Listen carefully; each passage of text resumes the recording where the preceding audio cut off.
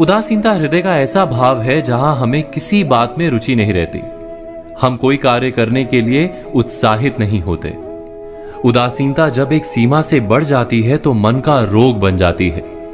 मनुष्य जीवन से अधिक मृत्यु को पसंद करने लगता है। हम सब जीवन में कभी ना कभी उदासीनता का अनुभव अवश्य करते हैं। मन निराशा से भर जाता है और हम कार्य का त्याग कर बैठते हैं।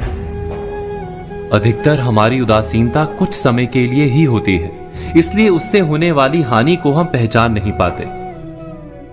किंतु उदासीनता धीरे धीरे आदत का रूप धारण कर लेती है और हम बार बार उदासीनता के कारण हाथ में लिए कार्य अधूरे छोड़ देते हैं।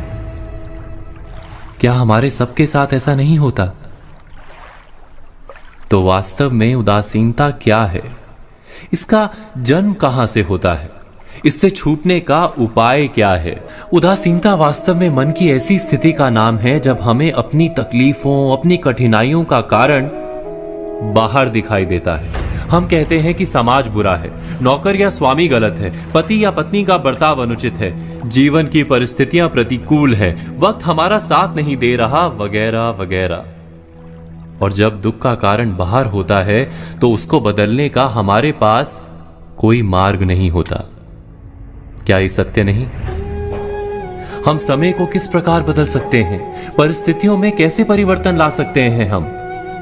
अर्थात हम स्वयं को निस्सहाय मानने लगते हैं और वहीं से उदासीनता का जन्म होता है।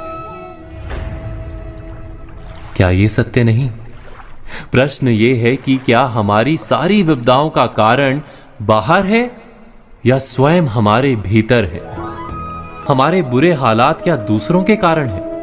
क्या हमारा परिवार हमारा शत्रु है? क्या समाज दुश्मन है? या हमारी परिस्थितियां हम स्वयं निर्मित करते हैं? विचार कीजिए। पतझड़ में पत्ते गिरा देने वाली ठंड क्या वृक्ष के साथ दुश्मनी कर रही है? नहीं, ऋतु चक्र तो अपना कार्य करता है। उसे पेड़ के साथ ना दुश्मनी है ना दोस्ती।